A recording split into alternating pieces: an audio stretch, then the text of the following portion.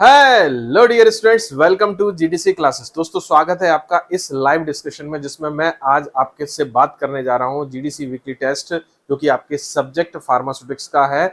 जो आपका जो टॉपिक है उसका मोनोफेजिक लिक्विड डोसेज फॉर्म है। दोस्तों, इस टेस्ट में आप लोगों ने 50 क्वेश्चंस अटेम्प्ट किए होंगे और डेफिनेटली इस टेस्ट को देखकर लग रहा है कि आपका स्कोर काफी अच्छा हुआ होगा इस टेस्ट के हिसाब से। और आज मैं इस डिस्कशन में आपको इन 50 क्वेश्चंस का प्रॉपर एक्सप्लेनेशन कराऊंगा और साथ ही साथ उनके पॉसिबल क्या आंसर हो सकते हैं उनके बारे में भी हम यहाँ पर बात करेंगे। दोस्तों, ये सेशन बड़ा इंटरेस्टिंग होने वाला है, तो जुड़े रहिए लास्ट तक और अपने आंसर्स के जो भी आंसर आपने लगाए हैं, जो भी आंसर आपने अटेम्प्ट किए हैं, उनका प्रॉपर आपको डिस्क्रिप्शन यहाँ पर मिलने जा रहा है।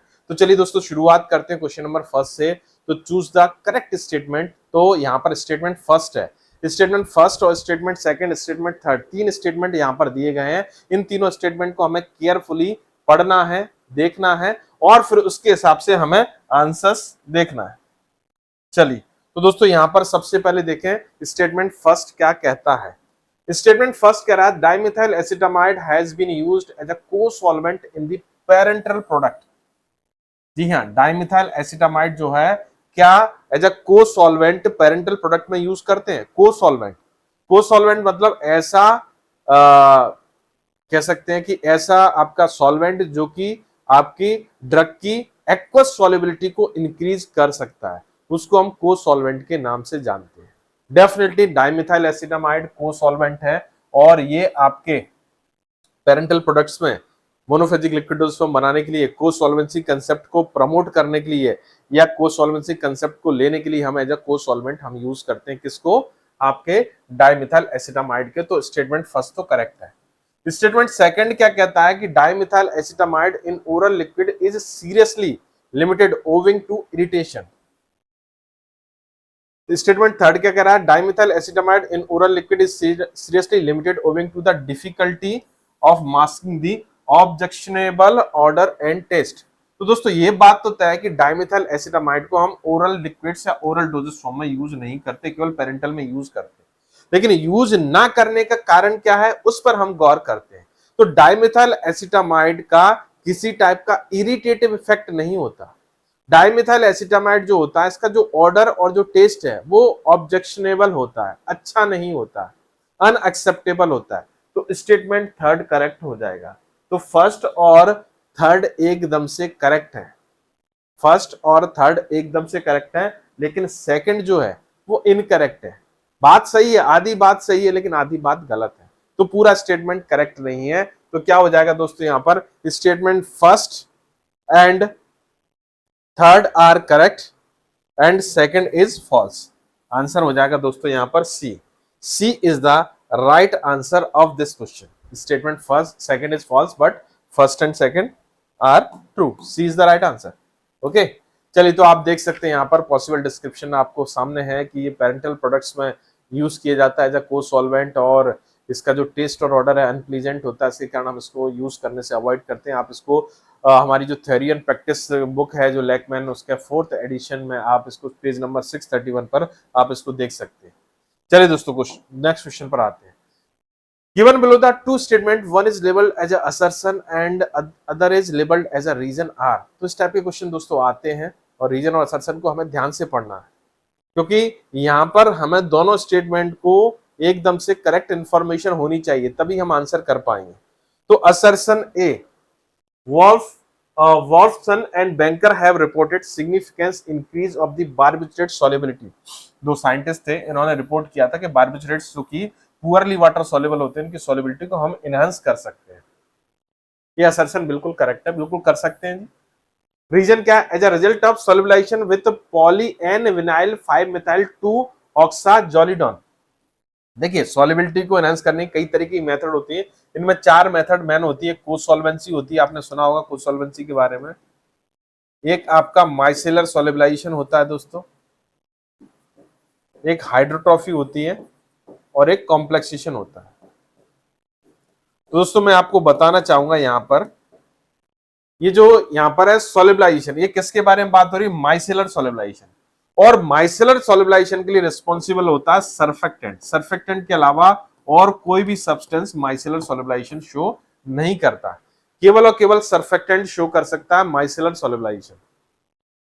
ये सर्फेक्टेंट नहीं है, ये किसका है? ये क्या कर रहा है दोस्तों? सॉल्युबिलिटी को इंक्रीज करेगा, बट यहां पर होता कॉम्प्लेक्सेशन। क्या होता है दोस्तों? कॉम्प्लेक्सेशन। तो ये बात बिल्कुल करेक्ट थी, यहां पर कॉम्प्लेक्सेशन नहीं है, यहां पर दिया हुआ सॉल्युबलाइजेशन, इसलिए ये गलत हो जाएगा। तो assertion is true but reason is false. Answer is C. C is the right answer. Okay, चलिए आप देख सकते हैं यहां पर ये कॉम्प्लेक्सेशन के थ्रू सॉल्युबिलिटी इंक्रीज कर रहा है। अब आते हैं दोस्तों match the following. Match the column करते हैं। एक तरफ प्रिजर्वेटिव दिए गए, एक तरफ प्रिजर्वेटिव्स के एग्जांपल्स दिए गए। तो एसिडिक प्रिजर्वेटिव जो कि एसिड डेरिवेटिव हो, जिसमें डिफरेंट टाइप के एसिड और फिनॉल के डेरिवेटिव्स आते हैं। तो फिनॉल का डेरिवेटिव कौन दिख रहा है? यहाँ पर क्लोरोक्रिसॉल दिख रहा है। न्यूट्रल में आपके एल्कोहल और एस्टस आते हैं, यहाँ पर कौन दिख रहा है? क्लोरोब्यूटेनॉल दिखाई दे रहा है, एल्कोहल। मर्क्यूरियल में मरकरी कंटेनिंग सब्सटेंसेस, थायोमर्साल, ये हो गया। क्वाटरनी अमोनियम कंपाउंड में सिटाइल पाइरिडिनियम क्लोराइड मतलब सिट्रिमाइड, और आपका कौन आता है? Benzalkonium chloride. तो first S, second first R, second S, third P, fourth Q. Answer C. Answer C. Yes, C is the right answer of this question. तो आप देख सकते हैं यहाँ पर एसिडिक के एग्जाम्पल, न्यूट्रल के एग्जाम्पल, मर्क्यूरियल्स के और क्वाटरनी अमोनियम कंपाउंड्स के। चलिए दोस्तों अब स्टेटमेंट वाला फिर से क्वेश्चन है। Statement first, sucrose is chemically and physically stable the pH range of 8 to 10। मतलब एल्कलाइन पीएच पर स्टेबल होता है? जी नहीं, बिल्कुल गलत। ये आपका न्यूट्रल से लेकर स्लाइटली एसिडिक से लेकर स्लाइटली बेसिक इस पीएच पर स्टेबल होता है। तो स्टेटमेंट फर्स्ट तो रॉन्ग हो गया। It is frequently used in conjunction with sorbitol, glycerin and other polyol। तो ये इनके साथ यूज क्यों करते हैं प्रिपरेशन में? दोस्तों सुक्रोज बेस्ड प्रिपरेशन में एक प्रॉब्लम होती है cap locking, crystallisation of the sucrose, उसको बोलते हैं कैप लॉकिंग। तो कैप लॉकिंग को दोस्तों मिनिमाइज जब करना हो आपको, तो कैप लॉकिंग को मिनिमाइज करने के लिए आप सॉर्बिटॉल, ग्लिसरीन और दूसरे पॉलीऑल्स आप यूज करोगे। सॉर्बिटॉल, ग्लिसरीन और दूसरे पॉलीऑल्स आप यूज करोगे। तो स्टेटमेंट सेकंड करेक्ट है। तो first is incorrect, second is true. Yes, answer B. Yes, तो आप देख सकते हैं डिस्क्रिप्शन में क्लियर दिया हुआ है। Okay, which flavouring agent has salty taste? Raspberry, walnut, peach, black currant. Salty taste दोस्तों रेस्पबेरी के बारे में देखें तो सोर टेस्ट देता है, वॉलनट आपका बिटर टेस्ट देता है, ब्लैक करंट भी बिटर टेस्ट देता है, लेकिन अगर देखें पीच, ये आपका सॉल्टी टेस्ट प्रोड्यूस करता है। कौन सा दोस्तों? Peach salty taste. हमें याद रखने पड़ेंगे कि कौन सा टेस्ट किस टाइप के आपके फ्लेवरिंग एजेंट का होता है। तो आंसर क्या हो जाएगा दोस्तों यहाँ पर? C. C is the right answer. तो पीच के अलावा बटर स्कॉच, एप्रिकॉट और वनीला भी आपका सॉल्टी टेस्ट प्रोड्यूस करते हैं। क्वेश्चन नंबर 6 बड़ा ही अच्छा क्वेश्चन है। Sucrose provide an excellent nutrient for the mould, yeast and other micro organism in the concentration of equal to or greater than 65% weight by weight, less than 65% weight by weight, less than 65% weight by weight, more than or equal to 65% weight by volume। तो दोस्तों यहाँ पर sucrose आपने देखा होगा, आपको लगा होगा कि ये सिरप का क्वेश्चन है, और सिरप का क्वेश्चन है तो मतलब सिरप आपको पता सेल्फ प्रिजर्वेटिव होते हैं, और सेल्फ प्रिजर्वेटिव कब होते हैं? जब कंसेंट्रेशन 65% से ऊपर होता है। लेकिन दोस्तों यहां पर न्यूट्रिएंट्स का दिया हुआ है, ठीक है, न्यूट्रिएंट्स। तो सुक्रोज जो है दोस्तों, सुक्रोज आपका न्यूट्रिएंट भी हो सकता है और पॉइजन भी हो सकता है, खाना भी हो सकता है, विष भी हो सकता है, दोनों हो सकता है। फर्क है क्वांटिटी का। जब ज्यादा क्वांटिटी में सुक्रोज होता है तो क्या करता है? एंटी माइक्रोबियल एजेंट का काम करता है, और कम क्वांटिटी में होता है तो न्यूट्रिएंट का काम करता है। तो हमें पता है जब एल्कोहल, जब आपका सुक्रोज का कंसंट्रेशन मोर देन 65% हो जाता है तो ये प्रिजर्वेटिव का काम करेगा। और लेस देन 65% होता है तो ये आपका न्यूट्रिएंट का काम करेगा। लेकिन मुद्दे की बात है वेट बाय वेट या वेट बाय वॉल्यूम। तो देखिए वेट बाय वेट और वेट बाय वॉल्यूम को अगर इंटर कन्वर्ट करेंगे तो आपको अगर देखेंगे तो यदि आप 65% को आप लेकर जाओगे वेट बाय वॉल्यूम के हिसाब से तो वो 85% के आसपास होना चाहिए। लेकिन यहाँ पर 85% ऑप्शन ही नहीं है, तो 65% के हिसाब से तो हमें वेट बाय वेट वाला कंसेप्ट फॉलो करना पड़ेगा। तो यहाँ पर वेट बाय वेट के दो ही कंसेप्ट है, एक equal to or greater then, ये तो प्रिजर्वेशन का काम करेगा और यहाँ पर ये आपका किसका काम करेगा, न्यूट्रिएंट का काम करेगा। किसका काम करेगा दोस्तों, न्यूट्रिएंट का काम करेगा। तो मतलब आंसर क्या हो जाएगा यहाँ पर, C is the right answer of this question. C is the right answer. Okay चलिए,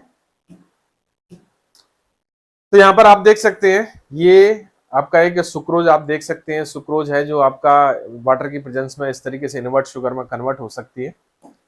आगे बात करते हैं दोस्तों, विच of the following is a true statement for the cyclamate. Cyclamate के बारे में आपको फैक्ट बता दूं, सोडियम साइक्लामेट इसका पूरा नाम होता है और ये बैन हो चुका है क्योंकि ये कार्सिनोजेनिक होता है। तो सेकंड स्टेटमेंट करेक्ट है। लेकिन दोस्तों यहाँ पर एक स्वीटनिंग इंडेक्स होता है, हर एक जो सिंथेटिक स्वीटनर होता है, जैसे सैकरिन आपका 500 टाइम्स मोर स्वीट होता है, एस्पार्टेम आपका 200 टाइम्स मोर स्वीट होता है, एलिटाइम, नियोटाइम, इन सब का भी स्वीटनिंग इंडेक्स होता है। उसी तरीके से साइक्लामेट के बारे में भी होता है कि cyclamate how many times more sweet than the sucrose. तो कुछ बुक्स में क्या लिखा हुआ दोस्तों, 30 टाइम्स, वैसे यहाँ पर 30 तो लिखा ही नहीं है, और कुछ बुक्स में आपका 70 टाइम्स भी लिखा हुआ है। तो हम यहाँ पर इसको थर्ड स्टेटमेंट को दूसरी बुक्स के रेफरेंस के हिसाब से करेक्ट माने। ये 72 टाइम्स तो आपका मैनिटोल का होता है दोस्तों, किसका, मैनिटोल का। तो स्टेटमेंट सेकंड और third are correct, statement second और थर्ड आर करेक्ट और फर्स्ट इज फॉल्स। ये सी आंसर हो जाएगा दोस्तों, क्या हो जाएगा आंसर, C is the right answer. Yes, तो आप देख सकते हैं यहाँ पर पॉसिबल डिस्क्रिप्शन को। चलिए दोस्तों आगे बढ़ते हैं। In filling of liquid which method is not used. Liquid की फिलिंग के लिए कौन सी मेथड यूज नहीं करते, gravimetric filling method, volumetric filling method, horizontal filling method या फिर कांस्टेंट लेवल फिलिंग। दोस्तों आपको बताना चाहूंगा किसी भी टाइप के लिक्विड डोजेस फॉर्म की जब हम फिलिंग करते हैं तो उसके लिए ग्रेविमेट्रिक मेथड यूज करते हैं, वॉल्यूमेट्रिक मेथड यूज करते हैं और constant level filling method use करते हैं, but horizontal filling method use नहीं की जाती। कौन सी दोस्तों, हॉरिजॉन्टल फिलिंग मेथड यूज नहीं करते। आंसर हो जाएगा आपका सी। आप देख सकते हैं यहाँ पर basic filling method, gravimetric filling, volumetric filling और कांस्टेंट लेवल फिलिंग मेथड। अब आते हैं क्वेश्चन नंबर 9 पर। Saturated syrup may lead to crystallisation of the sucrose under the condition of changing. तो दोस्तों क्रिस्टलाइजेशन क्या होता है, सबसे बड़ी बात अगर देखें, change in the solubility. Crystallisation का कारण क्या होता है, change in the solubility. Solubility अगर डिक्रीज होती है तो डेफिनेट सी बात है कोई सब्सटेंसेस आपका क्रिस्टलाइजेशन की तरफ बढ़ता चला जाता है। तो यहाँ पर अगर दोस्तों बात करें तो विस्कोसिटी, देखिए टेम्परेचर कंसंट्रेशन तो चेंज नहीं होगा, आपका सैचुरेटेड है ऑलरेडी, तो कंसंट्रेशन आप चेंज नहीं कर सकते। विस्कोसिटी का इंपैक्ट एज सच कुछ होता नहीं क्रिस्टलाइजेशन पर, लेकिन सबसे ज्यादा इंपैक्ट जो होता है आपका टेम्परेचर का होता है। टेम्परेचर इंक्रीज अगर कर दें दोस्तों, सॉल्युबिलिटी इंक्रीज हो जाती है, और टेम्परेचर अगर डिक्रीज कर दें तो सॉल्युबिलिटी भी क्या हो जाती है दोस्तों, डिक्रीज हो जाती है। और ये सॉल्युबिलिटी जब डिक्रीज होती है तो क्या करता है, क्रिस्टलाइजेशन को प्रमोट करता है। इसको दोस्तों क्रिस्टलाइजेशन को प्रमोट करता है। तो आंसर यहां पर क्या हो जाएगा दोस्तों, बी, टेम्परेचर। तो temperature is the major cause, temperature is the major cause of the crystallisation in the saturated syrup. Saturated syrup में क्रिस्टलाइजेशन का जो मेजर कॉज है वो आपका क्या है दोस्तों, टेम्परेचर है। ओके चल, B is the right answer. और आप देख सकते हैं यहां पर डिस्क्रिप्शन को, glycerins or glycerides are solutions or mixtures of medicinal substances containing by weight of glycerin. तो दोस्तों ये ग्लिसरीन और ग्लिसराइड्स जैसे नाम से समझ में आ रहा है, ग्लिसरीन आप सोच रहे हो कि ये पॉलीहाइड्रिक सब्सटेंसेस होता है, लेकिन इंपॉर्टेंट चीज आपको बताना चाहता हूं कि ग्लिसरीन बेस्ड कुछ डोजेस फॉर्म भी होते हैं। मतलब यहाँ पर बेस का काम या व्हीकल का काम या सॉल्वेंट का काम कौन करता है, ग्लिसरीन। तो उनको हम ग्लिसरीन्स या ग्लिसराइड्स के नाम से जानते हैं। और इसमें ड्रग आपकी प्रेजेंट होती है इस बेस में या इस सॉल्वेंट में।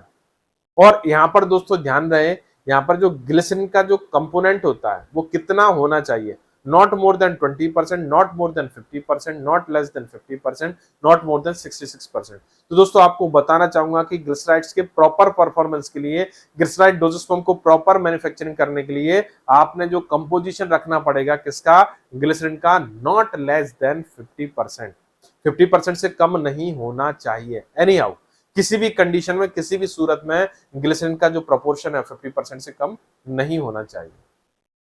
तो यहां पर आंसर क्या हो जाएगा दोस्तों, अगर बात करें C, C is the right answer. Okay, ये इसका डिस्क्रिप्शन आप देख सकते हैं यहां पर। ओके, चलिए दोस्तों अब असर्शन रीजन वाले क्वेश्चन से हम मुकाबला करते हैं। ध्यान से एक लाइन पढ़नी पड़ेगी, एक वर्ड देखना पड़ेगा। तो given below are two statement, one is labeled as assertion A and other is labeled as a reason R. Assertion, when speed of the speed of inversion is greatly increased by acid. तो inversion में क्या होता है, sucrose की hydrolysis होती है जिससे आपका इन्वर्जन ऑफ शुगर बोलते हैं। इसमें आपका एसिड जो होता है आपका कैटलिस्ट का काम करता है, ये बात बिल्कुल सही है। It provide oxygen ion which act as a catalyst in this hydrolytic reaction। दोस्तों ये हाइड्रोलाइटिक रिएक्शन होती है, सही बात है, लेकिन ऑक्सीजन आयन प्रोड्यूस कौन करता है, कोई नहीं करता। एसिड यहाँ पर H आयन प्रोड्यूस करता है, ना कि ऑक्सीजन आयन, क्योंकि हाइड्रोलाइटिक रिएक्शन के लिए H आयन का होना जरूरी है, ऑक्सीजन आयन का होना जरूरी नहीं है इतना। तो यहाँ पर ऑक्सीजन आयन जो है वो नहीं है, गलत हो गया। यहाँ पर ऑक्सीजन आयन ये जो जो आपका वर्ड है ये पूरे स्टेटमेंट को, पूरे रीजन को फॉल्स कर रहा है। यहाँ पर अगर हाइड्रोजन आयन होता है तो असर्शन रीजन दोनों सही थे और करेक्ट एक्सप्लेनेशन दे रहा है, लेकिन यहाँ पर क्या है, डाल दिया आपका ऑक्सीजन आयन, इसलिए सब गड़बड़ हो गई, तो ये रीजन गलत हो गया। तो assertion is true but reason is false. तो answer C, C is the right answer. चलिए, तो आप देख सकते हैं सुक्रोज की हीट और एसिड की प्रेजेंस में हम हाइड्रोलिसिस करते हैं तो इन्वर्ट शुगर बनता है। तो दोस्तों याद रखना, इन्वर्ट शुगर में डेक्सट्रोज, डी-ग्लूकोज और लेवुलोज होता है, फ्रक्टोज। और ये आपका जो जो आपका कह सकते हैं इन्वर्जन जो होता है वो डिपेंड करता है एसिड के ऊपर, हीट के ऊपर, क्योंकि ये आपको हाइड्रोजन आयंस प्रोड्यूस करता है एसिड, जिसके जो कैटलिस्ट का काम कर सकता है इस हाइड्रोलाइटिक रिएक्शन में। ओके, चल, बड़ा सा क्वेश्चन है, आंसर छोटे छोटे से, मतलब डेफिनेशन है कोई। Which of the following is the process in which a small amount of alkali carbonate or a trace metal acid is added in a solution of the sugar or glucose and heated until the sweet test is destroyed, a uniform dark brown color is formed, result into a burnt of sugar called as। तो दोस्तों यहाँ पर देखेंगे आप sugar का क्या कर रहे हैं, शुगर में स्मॉल अमाउंट में एल्कलाई और एल्कलाई कार्बोनेट या फिर trace of mineral acid add कर रहे हो, और किसमें, शुगर में, ग्लूकोज में, और हीट कर रहे हो उसको जब तक कि उसका स्वीट टेस्ट चला ना जाए, उसका डिस्ट्रॉय ना हो जाए, और फाइनली एक डार्क ब्राउन मास प्रोड्यूस होगा जो कि शुगर के बर्निंग के कारण होगा। तो अगर यहाँ पर देखें दोस्तों, इन्वर्जन ऑफ शुगर अभी अभी देखा, ये तो होता नहीं, ऐसा कुछ होना चाहिए नहीं, ऐसा कुछ नहीं हो रहा। नॉन न्यूट्रिफिकेशन ऑफ सिरप, ये भी नहीं होगा। लेविगेशन अलग मेथड ही होती है आपकी साई रिडक्शन की। कार्मेलाइजेशन दोस्तों, ये कार्मेलाइजेशन प्रोसेस को एक्सप्लेन कर रहा है, किसको, कार्मेलाइजेशन प्रोसेस, जिसमें आप एल्कलाई या एल्कलाई कार्बोनेट या ट्रेस मिनरल एसिड की प्रेजेंस में आप क्या करोगे, आप हीट करोगे सुक्रोज या ग्लूकोज को, तो वो आपका उसका स्वीट टेस्ट उसका फाइनली एलिमिनेट हो जाएगा और डार्क ब्राउन मास प्रोड्यूस हो जाएगा due to burning of sugar. तो आंसर हो जाएगा सी। ओके, चलिए आगे बढ़ चलते हैं, नेक्स्ट क्वेश्चन पर आते हैं। Question number 13, salting out is sometime a problem with certain very soluble salt during compounding, it is observed। Okay, चलिए, साल्टिंग आउट एक बड़ी प्रॉब्लम है, सॉल्युबिलिटी को डिक्रीज कर देती है। तो क्या होता है दोस्तों, अगर हम सॉल्टिंग आउट फिनोमेना की तरफ अगर बात करें तो कोई आपका सब्सटेंसेस है, ठीक है ना, और जैसे कि वेरी सॉल्युबल सब्सटेंस है, लेकिन क्या हुआ कि आपने कुछ सॉल्ट वगैरह ऐड कर दिया, जिसके कारण क्या होगा कि उसका जो कॉमन आयन इफेक्ट के कारण उसकी सॉल्युबिलिटी क्या होगी, डिक्रीज होगी, उसको बोलते हैं हम साल्टिंग आउट इफेक्ट। तो दोस्तों अगर हम यहाँ पर देखें ऑप्शंस जो है हमारे पास, अगर इसमें बात करें एरोमेटिक वाटर, लिंचेस, कोलोडियन और लिनीमेट, डिफरेंट टाइप के आप ऑप्शंस आप देख रहे हैं, ठीक है ना, डिफरेंट टाइप के आपके ऑप्शंस हैं। तो यहाँ पर देखें लिंचेस और कोलोडियन जो होती है आपकी सिंपल प्रिपरेशन, एक तरीके से कैसी है दोस्तों, सिंपल प्रिपरेशन है। और यहाँ पर अगर हम देखें लिनीमेंट अगर देखें तो मोनोफेजिक बाइफेजिक दोनों टाइप की प्रिपरेशन होती है। लिंचेस में सिंपल सॉलिबिलिटी कंसेप्ट हम लोग यूज करते हैं, कोलोडियन में भी यूज करते हैं, और लिनीमेंट तो आपको बताया मोनोफेजिक बाइफेजिक दोनों होता है। लेकिन दोस्तों एरोमेटिक वाटर के बारे में बात करें, एरोमेटिक वाटर को बनाने के लिए अगर हम बात करें दोस्तों, स्पेशली अगर देखें तो हम वोलेटाइल सब्सटेंस को डिसॉल्व करते हैं, किसमें, वाटर में। वोलेटाइल सब्सटेंस को किसमें डिसॉल्व किया था दोस्तों, वाटर में डिसॉल्व किया जाता है। और वोलेटाइल सब्सटेंस आपको पता है, वोलेटाइल ऑयल या वोलेटाइल सब्सटेंस जो वाटर में आसानी से डिसॉल्व नहीं होते, तो उसको डिसॉल्व करने के लिए हमें को सॉल्वेंसी या दूसरी मेथड का यूज करना पड़ता है, स्पेशली को सॉल्वेंसी यूज करते हैं। तो जब कभी भी कोई सॉल्ट या दूसरा आप को सॉल्वेंट यूज करोगे, दूसरा नॉन सॉल्वेंट यूज करोगे, तो आपका जो आपके कह सकते हैं एरोमेटिक वाटर में जो वोलेटाइल प्रिंसिपल है वो क्या हो जाएगा, आपका एक तरीके से सॉल्ट आउट हो जाएगा, मतलब उसकी सॉलिबिलिटी क्या हो जाएगी दोस्तों, डिक्रीज हो जाएगी। डेफिनेट सी बात है, सॉलिबिलिटी क्या हो जाएगी, डिक्रीज हो जाएगी। तो दोस्तों यहां पर आंसर क्या हो जाएगा, ठीक है ना, आंसर क्या हो जाएगा यहां पर, A, aromatic waters. Aromatic water is the right answer of this question, aromatic water, yes. Okay, चलिए ये आपका डिस्क्रिप्शन में देख सकते हैं, साल्टिंग आउट ये प्रॉब्लम है, एरोमेटिक वाटर की सबसे बड़ी प्रॉब्लम है। नेक्स्ट क्वेश्चन पर आते हैं, given below are two statement, one is labelled as assertion A and the other is labelled as a reason R. तो assertion viscosity inducing polymer should be used with a degree of caution. दोस्तों monophasic dosage form में अगर बात करें, specially अगर बात हो रही है मोनोफेजिक की, तो viscosity modifier, viscosity inducer substances हम यूज करते हैं, डेफिनेटली यूज करते हैं, जिसके कारण क्या होता है, पैलेटेबिलिटी, पोरेबिलिटी मिलती है। और इसको एक लेवल में यूज करते हैं, मतलब बहुत ज्यादा यूज नहीं करेंगे, बहुत कम यूज नहीं करेंगे। तो डिग्री ऑफ कॉशन के साथ में हम बात कर रहे हैं, तो असर्शन तो करेक्ट है। They are known to form molecular solubilization with a variety of organic or inorganic compound and thus may influence the activity of these compound। तो दोस्तों मॉलिक्यूलर सोलिबलाइजेशन मतलब किसके बारे में बात हो रही है, मॉलिक्यूलर सोलिबलाइजेशन मतलब आपका हाइड्रोट्रॉफी के बारे में बात हो रही है। तो क्या विस्कोसिटी इंड्यूसिंग सब्सटेंसेस हाइड्रोट्रॉफी कॉज करते हैं, जी नहीं। कभी कभार विस्कोसिटी इंड्यूसिंग पॉलीमर जैसे पीवीपी और पीवीए अगर आपने सुना होगा, ये आपका कॉम्प्लेक्सेशन कॉज कर सकते हैं, बट मॉलिक्यूलर सॉल्युबलाइजेशन में किसी टाइप का पार्टिसिपेशन नहीं कर सकते, तो इसलिए रीजन तो गलत हो गया।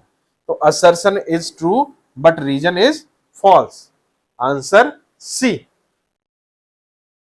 ओके, ये PVP, polyvinyl pyrrolidone, polyvinyl alcohol, ये आपके विस्कोसिटी मॉडिफायर भी होते हैं, कॉम्प्लेक्सिंग एजेंट भी होते हैं। चलिए, तो सी आंसर हो जाएगा। Okay, which of the following antioxidants serve as a hydrogen atom donor and successfully prevent the oxidation of oil and fats in oral liquid formulation। तो दोस्तों आपको बताना चाहूंगा डिफरेंट टाइप के आपके जो एंटीऑक्सीडेंट होते हैं डिफरेंट टाइप के प्रिपरेशन में यूज करते हैं, और as per their requirement, as per their solubility और उनकी रिक्वायरमेंट के बेस पर हम उनको यूज करते हैं। कुछ आपने एंटीऑक्सीडेंट देखे होंगे फैट सॉल्युबल होते हैं, कुछ एंटीऑक्सीडेंट आपके वाटर सॉल्युबल होते हैं। तो यहां पर दोस्तों बात हो रही है कि ऑयल और फैट्स का आपको डिग्रेडेशन को प्रिवेंट करना है, मतलब आपको फैटी सब्सटेंसेस का या ऑयल सब्सटेंसेस का आपको डिग्रेडेशन को प्रिवेंट करना पड़ेगा। तो आपके ऐसे एंटीऑक्सीडेंट यूज करने पड़ेंगे जो फैट सॉल्युबल हो या ऑयल सॉल्युबल हो। तो यहां पर अगर देखें दोस्तों, तो ईडीटीए के बारे में बात करें, चीलेटिंग एजेंट होता है और वाटर सॉल्युबल होता है, हाइड्रोजन एटम डोनर नहीं होता। Ascorbic acid hydrogen atom donor जरूर होता है, बट फैट या वाटर सॉल्युबल नहीं होता, फैट या ऑयल सॉल्युबल नहीं होता। सोडियम बाइसल्फाइड रिड्यूसिंग एजेंट होता है, ऑयल सॉल्युबल फैट सॉल्युबल नहीं होता। लेकिन ब्यूटाइलेटेड हाइड्रोक्सी टोलुइन ये हाइड्रोजन एटम डोनर भी होता है और साथ ही साथ फैट और ऑयल सॉल्युबल होता है। तो ऐसी ड्रग जो फैट और ऑयल सॉल्युबल होती हैं, ऐसे सब्सटेंसेस जो फैटी या ऑयली होते हैं, मतलब ऐसे सॉल्वेंट जो ऑयली सॉल्वेंट होते हैं या आपके वेजिटेबल ऑयल्स होते हैं या फैटी सब्सटेंसेस रहते हैं, तो उनके ऑक्सीडेटिव डिग्रेडेशन को प्रिवेंट करने के लिए बीएसटी ब्यूटाइलेटेड हाइड्रोक्सी टोलुइन बड़ा इंपॉर्टेंट रोल प्ले करता है। तो आंसर हो जाएगा दोस्तों C. C is the right answer of this question. C is the right answer, C is the correct answer of this question. Okay, चलिए दोस्तों आगे बढ़ चलते हैं। नेक्स्ट क्वेश्चन पर आते हैं। डिस्क्रिप्टिव टर्म से लिया गया क्वेश्चन है, बड़ा ही अच्छा क्वेश्चन है। Approximate weight of solvent necessary to dissolve 1 gram of solute for slightly soluble substances. तो स्लाइटली सॉल्युबल की बात हो रही है, किसकी दोस्तों? Slightly soluble. आपको थोड़ा सा मेमोराइज करना पड़ेगा आपके डिस्क्रिप्टिव टर्म्स को। किसको दोस्तों? डिस्क्रिप्टिव टर्म्स को मेमोराइज करना पड़ेगा। तो यहां पर देखिए ऑप्शन के हिसाब से चलते हैं। 10 to 30 का मतलब होता है सॉल्युबल, लेकिन क्वेश्चन में पूछा गया slightly soluble. 1 to 10 part freely soluble होता है।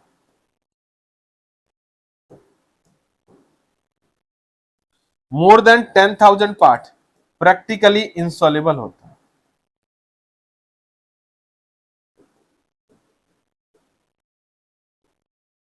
Okay, practically insoluble. लेकिन दोस्तों देखें 100 to 1000 part, this is called the slightly soluble. कैसा दोस्तों? Slightly soluble. Okay, slightly soluble कहलाता है। अब एक आपका एक वेरी स्लाइटली भी होगा। कौन सा दोस्तों? आपने पढ़ा होगा वेरी स्लाइटली के बारे में। कैसा? Very slightly. वेरी स्लाइटली का मतलब होता है 1000 to the 10,000 part.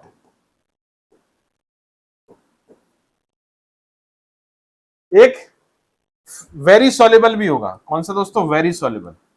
Very soluble का मतलब क्या होता है? Less than 1 part.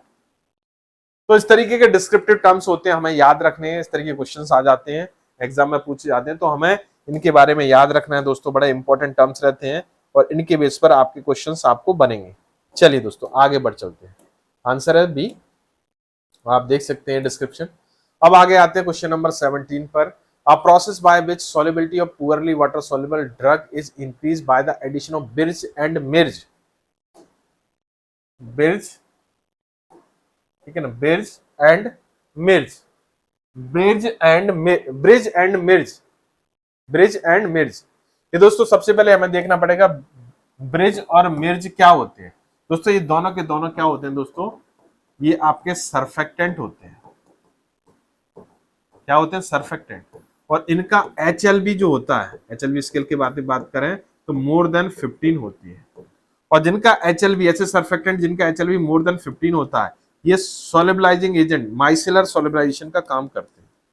किसका दोस्तों? माइसेलर सोलिबलाइजेशन का काम करते हैं।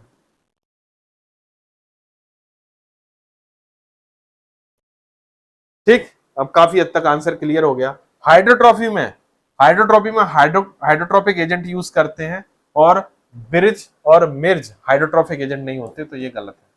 कोसॉल्वेंसी में आप एल्कोहल यूज करोगे, कोसॉल्वेंट कौन से? एल्कोहल। तो ये ब्रिज और मिर्च एल्कोहल नहीं है, तो ये कोसॉल्वेंसी भी नहीं है। कॉम्प्लेक्सेशन में आप डिफरेंट टाइप के कॉम्प्लेक्सिंग एजेंट जैसे PVP, ये सभी बताया, PVA, साइक्लोडेक्स्ट्रिन, पोटेशियम आयोडाइड, EDTA, ऐसे सब्सटेंस यूज करोगे। तो ब्रिज और मिर्च का दूर दूर से लेना देना नहीं है। तो ऑप्शन आप पे आते हैं, ऑप्शन कौन से? डी पर। डी मतलब आपका माइसेलर सोलिबलाइजेशन, माइसेल्स फॉर्मेशन होते हैं। क्या होते हैं दोस्तों? माइसेल्स फॉर्मेशन होते हैं। यहाँ पर ब्रिज और मिर्च जो है आपका इस तरीके से एक स्ट्रक्चर फॉर्मेशन करते हैं। इस स्ट्रक्चर को बोलते हैं माइसेल्स। और इस माइसेलर स्ट्रक्चर में आपकी वाटर सोल्युबल ड्रग बड़ी आसानी से क्या हो जाती है दोस्तों? सोलिबलाइज हो जाती है। ये आपका माइसेलर सोलिबलाइजेशन है, सोलिबिलिटी एनहांसमेंट टेक्निक है, जिसमें आप ब्रिज और मिर्च को यूज करके आप ले सकते हैं। चलिए तो आंसर दोस्तों यहाँ पर क्या हो जाएगा? D is the right answer. D is the correct answer.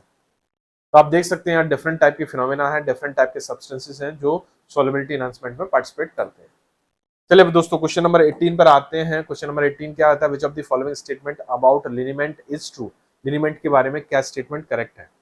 They are always water soluble based solution. Always लिखा है, समटाइम हो सकते हैं बट नॉट ऑलवेज। ऑयली भी होते हैं, ऑयली बेस्ड प्रिपरेशन भी होती है। They can be applied to be broken skin, not to be applied. ये गलत, ये गलत। नहीं अप्लाई किया तो ब्रोकन इरिटेशन कॉज करेगा। दे में बी एल्कोहलिक और ऑयली सॉल्यूशन और इमल्शन, बिल्कुल सही बात है। White liniment BP and methyl salicylate BP are example of liniment. देखिए क्वेश्चन में लिनीमेंट लिखा हुआ है, स्टेटमेंट में लिनीमेंट लिखा हुआ है, तो कहां से गलत होगा? तो थर्ड और फोर्थ करेक्ट है। थर्ड और फोर्थ क्या है दोस्तों? करेक्ट है, बट फर्स्ट और सेकंड इनकरेक्ट है। तो third and fourth are correct and first and second are incorrect. Answer है C. C is the right answer. C is the correct answer. Okay, चलिए, तो ये डिस्क्रिप्शन है लिनीमेंट का, आप देख सकते हैं यहाँ पर। ब्रोकन स्किन पर अप्लाई नहीं किया था, अनब्रोकन स्किन पर अप्लाई करते हैं। अल्कोहलिक और ऑयली बेस्ड प्रिपरेशंस होती हैं, सॉल्यूशन, सस्पेंशन, इमल्शंस हो सकते हैं। Match the following solubilizer with the solubilizates. तो दोस्तों सोलेबलाइजर मतलब सोलेबिलिटी एनहांस करने वाले सब्सटेंसेस, और सोलेबलाइजेट मतलब ड्रग। तो माइसेलर सोलेबलाइजेशन के बारे में बोला गया है। तो सोलेबलाइजर यहाँ पर क्या है दोस्तों? सर्फेक्टेंट्स है, और सोलेबलाइजेट्स मतलब आपकी ड्रग है। तो दोस्तों यहाँ पर एक तरफ ड्रग लिखा हुआ है, एक तरफ सर्फेक्टेंट लिखा हुआ है। तो यहाँ पर अगर देखें पॉलीऑक्सी इथाइलिन सॉर्बिटल, ये क्या है दोस्तों? ट्वीन है। पॉलीऑक्सी इथाइलिन मोनो एल्काइल ईथर, ये आपका ब्रिज ब्रिज और मिर्ज है। ओके, ब्रिज और मिर्ज है। तो दोस्तों आपको बताना चाहूंगा पॉलीऑक्सी इथाइलिन सॉर्बिटॉन जो ट्विन है, डिजिटॉक्सिन और टेस्टोस्टेरोन दोनों को डिसॉल्व करने के लिए रिस्पॉन्सिबल होता है, दोनों के लिए सोलेबलाइजर का काम कर सकता है। ये आपको पॉलीऑक्सी इथाइलिन मोनो एल्काइल ईथर है, वो आयोडीन को सोलेबलाइज करने के लिए एज अ सोलेबलाइजर काम करता है। तो फर्स्ट और सेकंड करेक्ट है, लेकिन डेलोनिन ईथर एंड एस्टर ये आपके टेस्टोस्टेरोन के लिए यूज नहीं किया जाता, बिल्कुल नहीं यूज करते। तो फर्स्ट एंड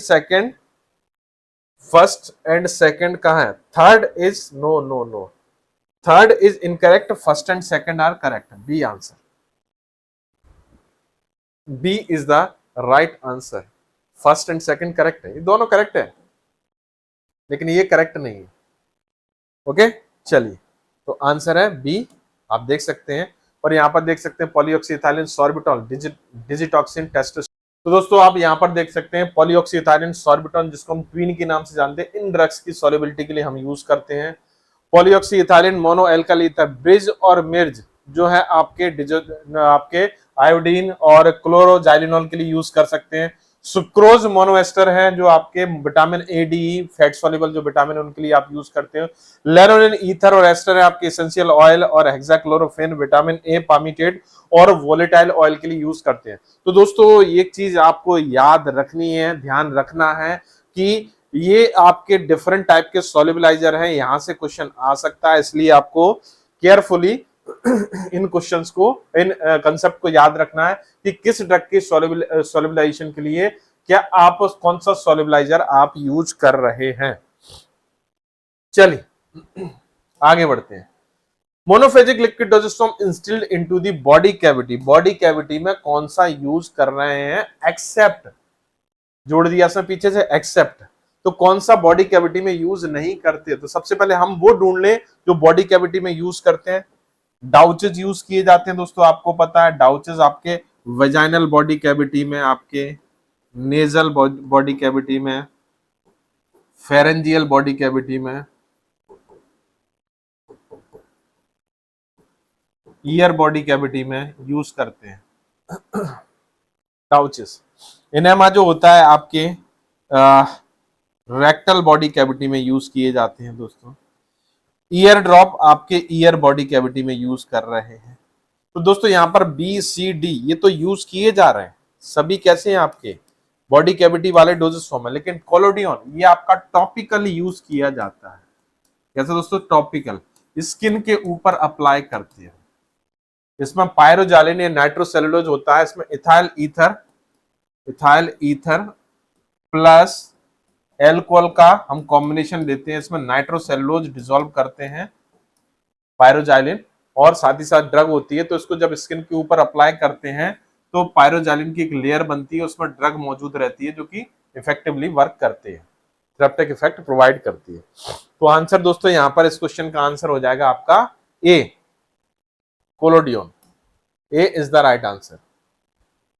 चलिए, तो आप देख सकते हैं यहाँ पर डिफरेंट टाइप के डोजेस फॉर्म का डिस्क्रिप्शन था। Which solubilizing agent is effective for solubilizing iodine and chloroxylenol. देखिए आयोडीन की सॉल्युबिलिटी हम कई तरह से बढ़ा सकते हैं, कॉम्प्लेक्सेशन के थ्रू भी बढ़ा सकते हैं, पोटेशियम आयोडाइड यूज करके, लेकिन यहाँ पर सॉल्युबलाइजिंग एजेंट बोला गया, मतलब माइसिलर सॉल्युबलाइजेशन के बारे में बोला जा रहा है। इसके बारे में दोस्तों माइसिलर सॉल्युबलाइजेशन के बारे में बोला गया है। तो इसलिए हमें देखना पड़ेगा, वही टेबल को रिकॉल करना पड़ेगा। सुक्रोज मोनोएस्टर्स ये नहीं यूज किए जाते थे। सुक्रोज मोनोएस्टर जो होते हैं आपके, अगर देखा जाए तो आपके विटामिन ए डी के लिए यूज कर रहे थे। लेनोनिन एस्टर्स जो थे आपके इसके लिए, एसेंशियल ऑयल्स वगैरह के लिए यूज कर रहे थे। पॉलीऑक्सी इथाइलिन सॉर्बिटॉन ये आपके डिजिटॉक्सिन्स और आपके ट्विंस के लिए यूज कर रहे थे। लेकिन जो ब्रिज और मिर्ज थे ये आपके पॉलीऑक्सी एल्काइन मोनो एल्काइल ईथर है, ये आपके आयोडीन और क्लोरोजाइलिनॉल के लिए यूज किए जाते हैं। इसके लिए आयोडीन और क्लोरोजाइलिनॉल के लिए यूज करते हैं। तो आंसर क्या हो जाएगा दोस्तों, B is the right answer. आप देख सकते हैं सुक्रोज मोनोएस्टर्स जो है आपके विटामिन ए डी के, लेनोनिन ईथर एस्टर एसेंशियल ऑयल के लिए, और ब्रिज और मिर्ज आयोडीन और क्लोरोजाइलिनॉल के लिए, ट्रिन digitoxin caffeine testosterone salicylic acid इनके लिए यूज करते हैं। चलिए दोस्तों क्वेश्चन नंबर 22 पर आ चुके हैं हम। क्वेश्चन नंबर 22 क्या कहता है, स्टेटमेंट है को सॉल्वेंसी के रिगार्डिंग में, weak electrolytes and non polar molecules frequently have poor water solubility. Poor water solubility बिल्कुल सही बात है। वीक इलेक्ट्रोलाइट्स जो रहते हैं इनका जो आयोनाइजेशन है पीएच डिपेंडेंट होता है, ठीक है, इसलिए कम सॉल्युबल होते हैं। Non polar compound water insoluble होते हैं, क्योंकि ये नॉन पोलर होते हैं, क्योंकि वाटर में पोलर कंपाउंड ही डिसॉल्व हो सकते हैं। ये बात बिल्कुल करेक्ट है। Solubility usually can be increase, solubility increase करने के लिए हम कई सारी मेथड यूज करते हैं, हमें देख लिया वो क्वेश्चन के माध्यम से। By the addition of water immiscible solvent in which the drug has good solubility. तो दोस्तों यहां पर अगर बात कर रहे हैं, ये स्टेटमेंट बेसिकली को सॉल्वेंसी का स्टेटमेंट है, लेकिन यदि हम दोस्तों इसमें बात करें, बात तो कर रहे हैं को सॉल्वेंसी की, लेकिन को सॉल्वेंसी के लिए प्राइमरी कंडीशन ये होती है कि वाटर मिसिबल सॉल्वेंट यूज करना है आपको। कौन सा दोस्तों, वाटर मिसिबल सॉल्वेंट यूज करना है, ना कि वाटर इमिसिबल। तो ये स्टेटमेंट आई के कारण ये गड़बड़ हो गया, मतलब अपोजिट बोल दिया। ये तो को सॉल्वेंसी में क्या करते हैं, हम ड्रग लेते हैं, ड्रग को एक वाटर मिसिबल सॉल्वेंट में, जैसे कि एल्कोहल है, उसमें हम डिसॉल्व कराते हैं, पर एल्कोहलिक सॉल्यूशन जो बन जाता है, उस एल्कोहलिक सॉल्यूशन को हम क्या करते हैं, ट्रांसफर करते हैं किसमें, वाटर में, और ड्रग हमारी सॉल्युबलाइज हो जाती है। तो एल्कोहल जो है, ये एल्कोहल जो है वाटर मिसिबल सॉल्वेंट है, not water immiscible. Okay, not water immiscible. तो आंसर क्या हो जाएगा दोस्तों यहां पर, तो करेक्ट आंसर हो जाएगा, असर्शन तो करेक्ट है but reason is incorrect. A is the right answer, A is the right answer. Okay, चलिए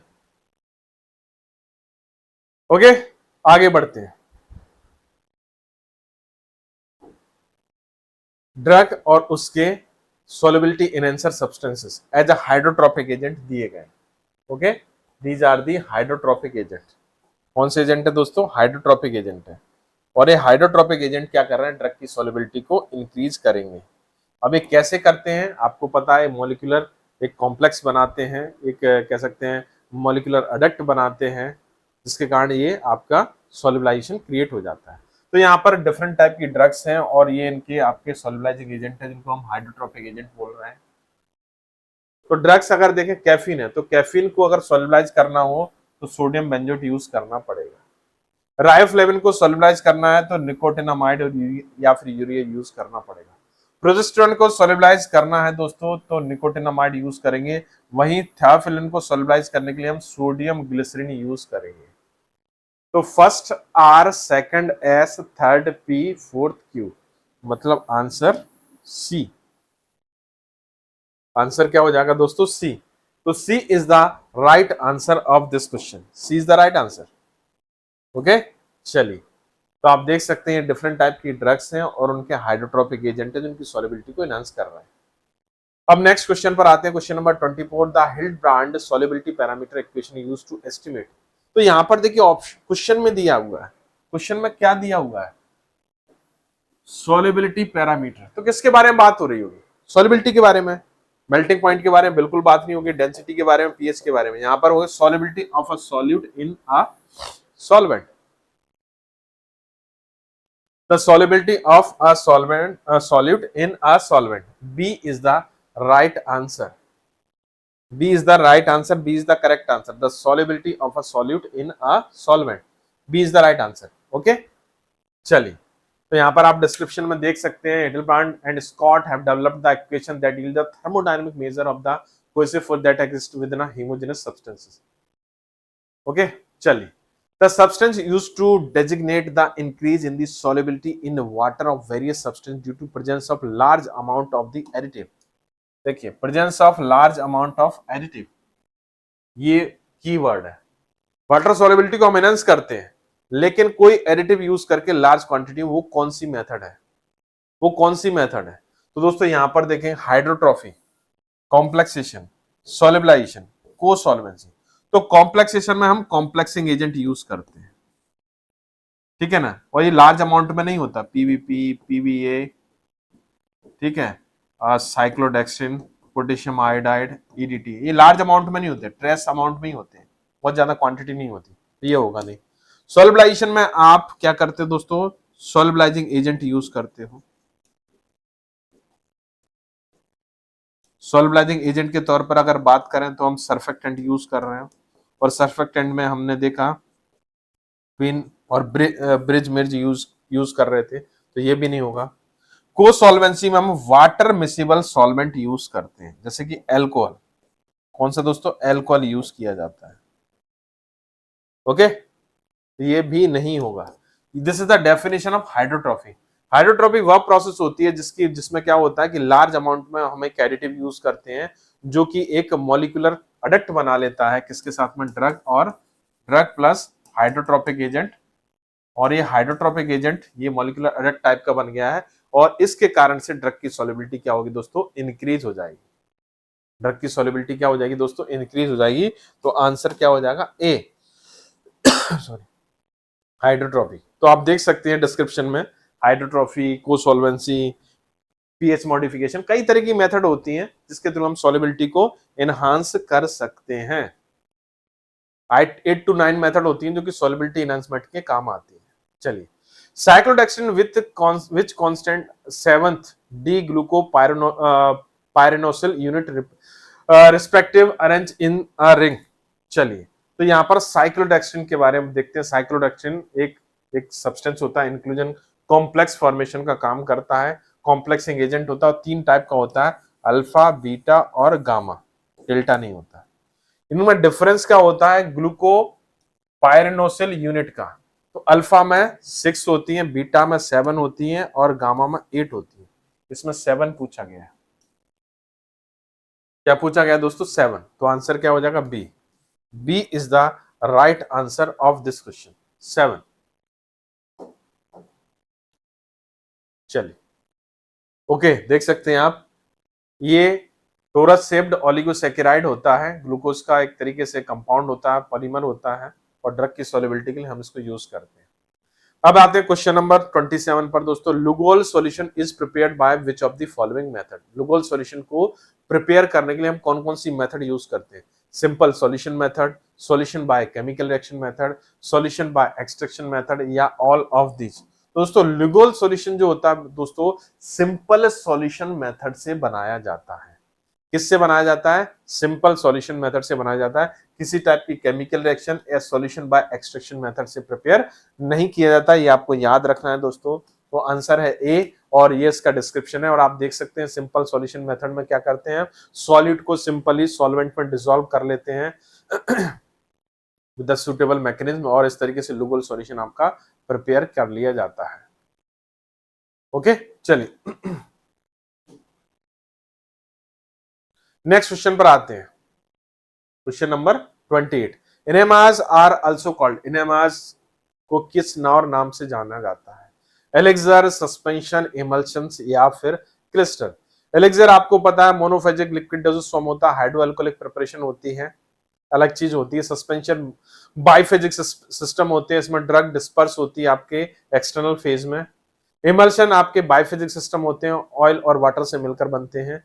clyster is the synonyms of enemas. तो यहां पर आंसर क्या हो जाएगा दोस्तों, बड़ा सिंपल सा क्वेश्चन है और आपको याद रखना पड़ेगा। क्लिस्टर्स जो होते हैं वो इनेमा का एक तरीके से सिनोनिम्स होते हैं। यस, इनेमा जो आपके रेक्टल बॉडी कैविटी में अप्लाई किया जाता है इवेक्यूएटेड बाउल डिसीज के केस में, या फिर कॉन्स्टिपेशन के केस में हम इसको जो रेक्टल रूट है उसको क्लियर करने के लिए, रेक्टल पाथ को क्लियर करने के लिए हम यूज करते हैं। Question number 29. Benzalkonium chloride used as a preservative in pharmaceutical solution in the concentration of 0.01% से 0.02%, 0.04% से 0.02%, 0.2% से 1%, 0.02% से 0.05%। तो दोस्तों आपको बताना चाहूंगा कि बेंजलकोनियम क्लोराइड एक क्वाटरनरी अमोनियम कंपाउंड होता है और ये प्रिजर्वेटिव का काम करता है। तो सबसे बड़ी समस्या ये आती है, हम लोग सोचते हैं कि इतना नंबर्स कैसे याद रखें, ये कंसंट्रेशन भी याद रखने पड़ेंगे। तो जी हाँ दोस्तों, आपको प्रिजर्वेटिव के कंसंट्रेशन से एक या दो बार क्वेश्चन पूछा गया है, इसलिए हमें इसके कंसंट्रेशन को याद रखना पड़ेगा। बेंजलकोनियम क्लोराइड का जो इफेक्टिव कंसंट्रेशन होता है वो 0.004% से 0.2% होता है। यस, तो B is the right answer. तो आप देख सकते हैं यहाँ पर डिफरेंट टाइप के प्रिजर्वेटिव्स हैं और उनके डिफरेंट कंसंट्रेशन आप देख सकते हैं। जैसे फिनॉल 0.2 से 0.5%, क्लोरोब्यूटेनॉल 0.5%, बेंजलकोनियम क्लोराइड 0.04% से 0.02%। चलिए, these are the aqueous solution with pleasant taste and odor used to make clean and deodorize the buccal cavity। aqueous preparation है, टेस्ट अच्छा है, ऑर्डर अच्छा है, प्लीजेंट है, और आपके माउथ कैविटी को डिओड्राइज करने के लिए, बक्कल कैविटी को डिओड्राइज करने के लिए, क्लीन करने के लिए आप यूज कर रहे हो। तो यहाँ पर ऑप्शंस हैं gargle, mouth washes, throat paints और पेस्ट। तो पेस्ट दोस्तों टॉपिकल प्रिपरेशन होती है, इसको माउथ कैविटी में यूज नहीं करते। वो पेस्ट नहीं होता दोस्तों जो आप समझ रहे हो, वो डेंट्रीफ्राइसिस बोलते हैं उसको, पेस्ट अलग होता है। डेंटल पेस्ट होता समझ में आता है, पेस्ट सिंपल ही लिख दिया तो ये आंसर नहीं होगा। आपने सबसे पहले पेस्ट पे गया होगा आपका फोकस, और सॉल्यूशन नहीं होता, वो आपका सेमी सॉलिड प्रिपरेशन होता है।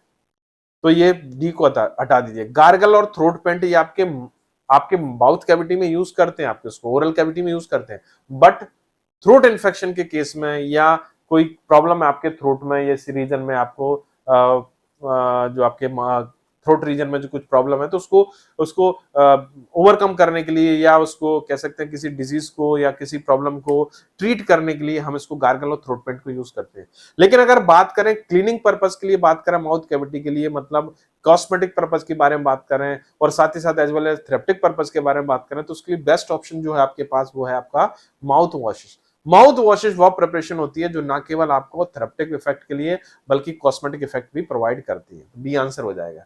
तो आप देख सकते हैं क्लीन और डिओड्राइज करने के लिए आप माउथ वॉशेस का यूज करते हो। Parental product contain which of the following co-solvent. दोस्तों अभी ये क्वेश्चन देखा था हम लोगों ने, क्वेश्चन नंबर फर्स्ट में देखा था कि आपका एक को-सॉल्वेंट था जो कि आपके पेरेंटल प्रोडक्ट्स में तो यूज हो रहा था, बट आपके किसमें यूज नहीं कर रहे थे, हम उसको ओरल लिक्विड डोसेज फॉर्म में यूज नहीं कर रहे थे। तो अभी याद आ गया, तो मेरे ख्याल से आंसर सही हो जाएगा। बेंजाइल अल्कोहल नहीं था, मिथाइल अल्कोहल नहीं था, क्रिसॉल भी नहीं था, डाइमिथाइल एसिटामाइड था। डाइमिथाइल एसिटामाइड पेरेंटल प्रोडक्ट्स में एज अ को सॉल्वेंट के लिए तौर पर यूज करते हैं सॉल्युबिलिटी के एनहांसमेंट के लिए। तो सी आंसर हो जाएगा, C is the right answer. चलिए क्वेश्चन नंबर 32 पर आते हैं। The syrup is prepared by hydrolyzing sucrose with hydrochloric acid और neutralizing the solution with calcium और सोडियम कार्बोनेट। तो दोस्तों यहां पर अगर देखें, ये आप क्या कर रहे हो, सिरप को प्रिपेयर कर रहे हो किसके, आप सुक्रोज को हाइड्रोलिसिस से, किसकी प्रेजेंस में, हाइड्रोलिक एसिड और neutralizing the solution with calcium और सोडियम कार्बोनेट। तो दोस्तों यहां पर अगर देखें सुक्रोज की आप हाइड्रोलिसिस करोगे तो इन्वर्ट शुगर बनेगा। इन्वर्ट शुगर में आप डेक्सट्रोज और लेवलोज था, वहां पर आप हाइड्रोलिसिस के तौर पर आप एसिड यूज कर रहे थे, डेफिनेट सी बात है। तो इन्वर्ट शुगर या इन्वर्ट सिरप बनाने की ये मेथड होती है दोस्तों, किसकी होती है, इन्वर्ट सिरप बनाने की मेथड होती है, वो दिया हुआ है इसमें आप देख सकते हैं यहाँ पर। तो आंसर हो जाएगा B, B is the right answer. Okay, तो आप देख सकते हैं यहाँ पर डिफरेंट टाइप की सिरप्स होती हैं, simple syrup, medicated syrup, flavoured syrup, inverted syrup, dextrose based syrup, लेकिन इन्वर्ट सिरप के बारे में आपका डिस्क्रिप्शन आपको देखना चाहिए यहाँ से। चलिए दोस्तों नेक्स्ट क्वेश्चन पर आते हैं। Question number 33, which ingredient used as a gelling agent to increase the viscosity of pharmaceutical solution. Gelling agent मतलब विस्कोसिटी बढ़ाने वाला सब्सटेंस कौन हो सकता है? सोडियम क्लोराइड नहीं होता, सोडियम सल्फेट भी नहीं होता, सॉर्बिटॉल भी नहीं होता।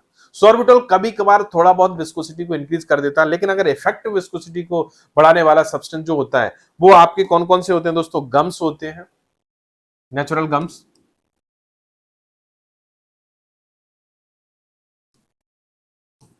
ओके।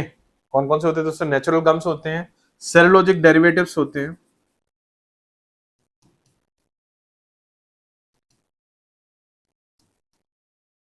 कुछ सिंथेटिक पॉलीमर्स होते हैं,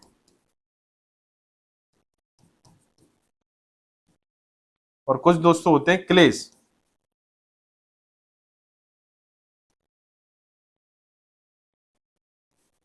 ये natural gum, cellulosic derivative.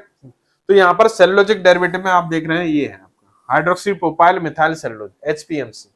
B is the right answer. B is the right answer of this question according to this discussion. Okay, B is the right answer. तो आप देख सकते हैं डिफरेंट टाइप के component हैं जो कि यूटिलाइज किए जाते हैं आपकी मोनोफेजिक लिक्विड डोजेज फॉर्म बनाने के लिए। तो उसमें आप विस्कोसिटी मॉडिफायर यूज करते हो, ये पैलेटेबिलिटी और पोरेबिलिटी को प्रमोट करने के लिए यूज किए जाते हैं। अब आते हैं क्वेश्चन नंबर 34 पर दोस्तों। Benzalkonium chloride is categorise as. Benzalkonium chloride को आप कैसे किस कैटेगरी में डालोगे? एसिडिक प्रिजर्वेटिव में आपके एसिड नेचर के आते हैं, इसमें फिनॉल और फिनॉल के डेरिवेटिव कुछ एसिड्स भी आते हैं जैसे benzoic acid, sorbic acid, boric acid, तो ये नहीं होगा। मर्क्यूरियल प्रिजर्वेटिव में आपके पीएमए, पीएमएन, थायोमर्साल, नाइट्रोमर्साल, क्लोरोमर्साल आते हैं, तो ये भी नहीं होगा। न्यूट्रल में आपके पैराबेन्स आते हैं और एल्कोहल्स आते हैं, तो मतलब ये भी नहीं होगा। लेकिन यहाँ पर देखिए quaternary ammonium compounds, benzyl conium chloride और सिट्रिमाइड, ये दोनों ऐसे प्रिजर्वेटिव होते हैं जो कि आपके क्वाटरनरी अमोनियम कंपाउंड्स कैटेगरी में आते हैं, सिट्रिमाइड और बेंजाइल कोनियम क्लोराइड। तो आंसर हो जाएगा दोस्तों यहां पर C. C is the right answer. Okay, चलिए अब आगे बढ़ते हैं दोस्तों। Question number 35, select the statement regarding the saccharin. Saccharin के बारे में बात करें तो सैकरिन के बारे में आपको पता है कि आपका सिंथेटिक स्वीटनिंग एजेंट होता है। ये एज कंपेयर टू सुक्रोज 250 से 500 टाइम्स मोर स्वीट होता है। और ये क्वेश्चन थोड़ा सा मैं इसको मॉडिफाइड करूंगा, it has bitter aftertaste, मतलब बिटर आफ्टर टेस्ट देता है। ये सही है, ये भी सही है। Supplement of sugar and polyols as a sweetener, बिल्कुल सही है। स्वीटनिंग एजेंट जो आपके कह सकते हैं कि नेचुरल स्वीटनिंग एजेंट का एक सप्लीमेंट होता है, तो ये भी बात सही है। तो पी क्यू आर ए तीनों बात सही है, मतलब all statement are correct. All statement are correct. तो आंसर क्या हो जाएगा दोस्तों? यहां पर करेक्ट आंसर हो जाएगा C. C is the right answer. Okay, चलिए अब आगे बढ़ते हैं क्वेश्चन नंबर 30 पर। Read the statement regarding the advantage of monophasic liquid dosages form. Advantage पर बात करते हैं। Faster absorption leading to quick onset of action. Faster सबसे ज्यादा, ये सॉल्यूशन टाइप के डोजेज फॉर्म होते हैं और सॉल्यूशन टाइप के डोजेज फॉर्म की बायोलिटी सबसे हाई होती है क्योंकि इनका अब्जॉर्प्शन, इनमें से ड्रग का अब्जॉर्प्शन सबसे फास्ट होता है, तो ये तो सही है। Pleasant flavour can be difficult to mask. Pleasant flavour, अगर फ्लेवर प्लीजेंट है तो उसको मास्क करने की जरूरत ही क्या है? अगर यहां पर अनप्लीजेंट होता तो दोस्तों समझ में आता है, unpleasant flavour can be difficult to mask, तो ये यहां पर सही हो जाता, लेकिन यहां पर प्लीजेंट लिखा हुआ तो ये गलत हो गया। Pleasing appearance leading to enhance patient compliance, ये तो बहुत जरूरी है पेशेंट की एक्सेप्टेंसेस के लिए, पेशेंट की कंप्लायंसेस के लिए उसका प्लीजेंसी होना बहुत जरूरी है, तो ये सही है। Uniformity of doses as compare to biphasic doses forms, ये कैसा होता है? कैसा होता है दोस्तों?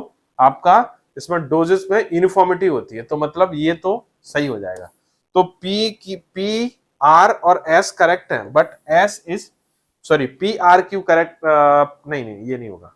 नो नो नो नो, ये नहीं होगा। पी आर एस ढूंढना है। P R S, P R S R correct but Q is incorrect. Q incorrect है, ये नहीं होगा, ये हो जाएगा A answer. A is the right answer. Okay, चलिए आगे बढ़ते हैं। क्वेश्चन नंबर 37 पर। Read the following statement regarding the aromatic water which are given as follow. Aromatic water are clear saturated solution of aromatic substances. जी हाँ, बिल्कुल सही है। एरोमेटिक वाटर होते हैं क्लियर सैचुरेटेड सॉल्यूशन होते हैं एरोमेटिक सब्सटेंसेस के, बिल्कुल सही बात है। पी को करेक्ट कर दीजिए।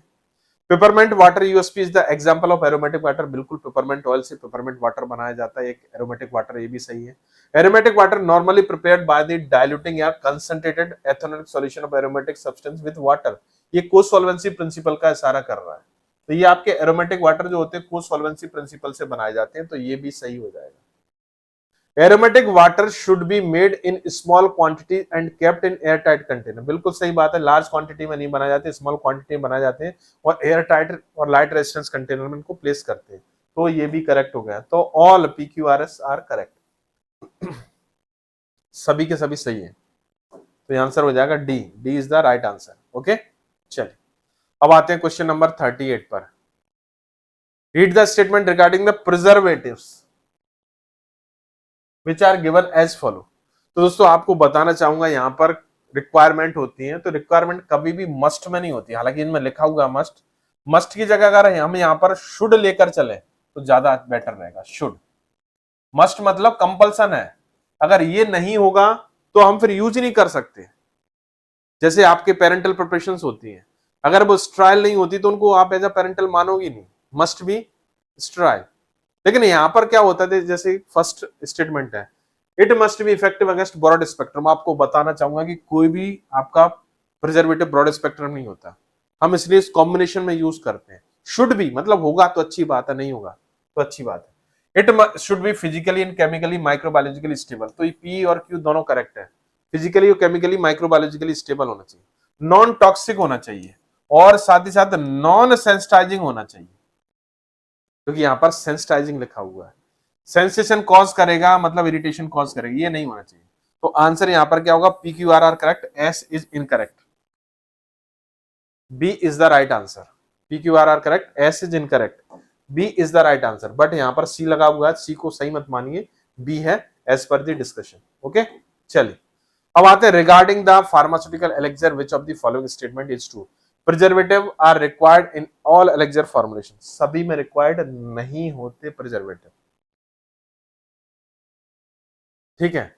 Elixir require addition of sweetening agent, elixir आपके monophasic oral liquid doses form है, तो उनका टेस्ट कैसा होना चाहिए, स्वीट होना चाहिए, तो स्वीटनिंग एजेंट तो रिक्वायर होने चाहिए। Elixir generally content more than 10%, यहां पर लेस देन लिखा हुआ है तो ये नहीं होगा।